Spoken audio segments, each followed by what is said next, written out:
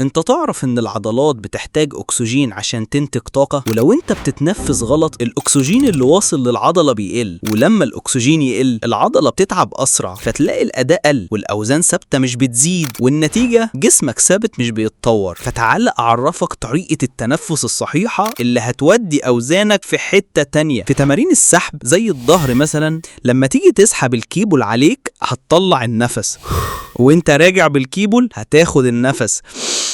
انما في تمارين الدفع زي البنش مثلا، لما تيجي تدفع البار عن جسمك هتطلع النفس، وانت نازل بالبار هتاخد النفس.